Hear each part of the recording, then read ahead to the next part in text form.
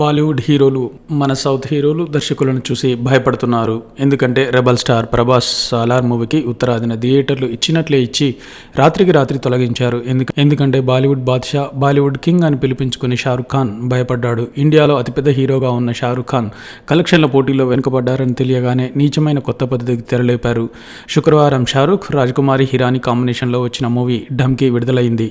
ఈ మూవీకి సాలార్ మూవీకి చెరిసగం థియేటర్స్ ఇస్తామని పీవీఆర్, ఐనాక్స్, మీరాజ్ సంస్థలు చెప్పాయి. అయితే వీరికి దక్షిణాదిన మల్టీప్లెక్స్లు ఉన్నాయన్న సంగతి తెలిసింది. కానీ నార్త్లో సింగిల్ థియేటర్స్ కూడా చాలా ఉన్నాయి. అన్ని చోట్ల ఇస్తామని సాలార్ మూవీని డిస్ట్రిబ్యూట్ చేస్తున్న అనిల్ అదానికి చెందిన ఏఏ ఫిల్మ్స్కి చెప్పారు.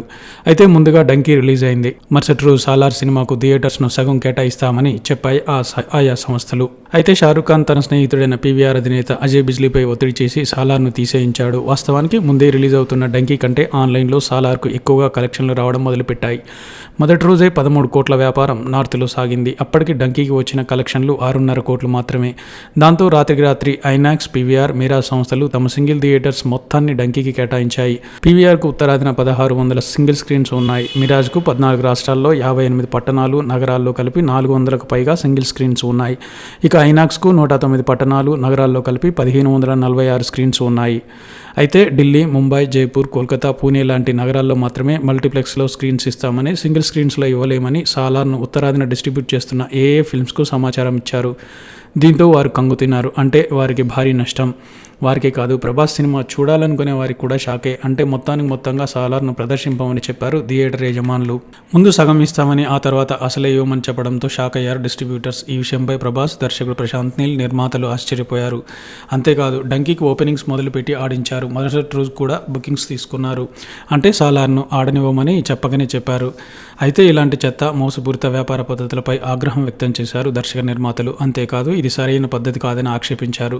ఇటు పీవీఆర్ అధినేత కూడా ఏ సినిమా ఎక్కడ ఆడించాలో మాకు తెలుసు, ఏ సినిమాకు ఫ్యాన్స్ వస్తారో తమకు తెలుసు, ఆ పద్ధతినే ఇచ్చామని పొగరుగా చెప్పారు ఆయన. దీంతో బాయ్కాట్ పీవీఆర్ అంటూ ప్రభాస్ ఫ్యాన్స్ ట్రెండ్ చేశారు. ఇది కాస్త దేశవ్యాప్తంగా దుమారం రేపింది. గతంలో లియో సినిమాకు కూడా ఇలానే మోసం చేశారు. కాకపోతే విజయ్కు ఉత్తరాదిన మార్కెట్ పెద్దగా లేకపోవడంతో వారు పట్టించుకోలేదు. కానీ ప్రభాస్కి కాదు, దర్శకుడు కేజీఎఫ్ ద్వారా భారీ ఫాలోయింగ్ ఉత్తరాదిని సంపాదించుకున్నారు. ఇటు ప్రభాస్ బాహుబలి మాత్రమే కాదు, ఆర్ఆర్ఆర్, కేజీఎఫ్ల ద్వారా పీవీఆర్, మిరాజ్, ఐనాక్స్లు దాదాపు 200 కోట్లకు పైగా వ్యాపారం చేసుకుని లాభపడ్డాయి.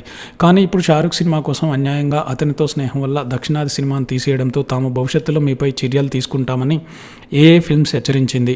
తాము దక్షిణాది సినిమాలే కాదు, ఉత్తరాది హిందీ సినిమాలు కూడా డిస్ట్రిబ్యూట్ చేస్తాం, ఆ విషయం మర్చిపోవద్దని హెచ్చరించింది.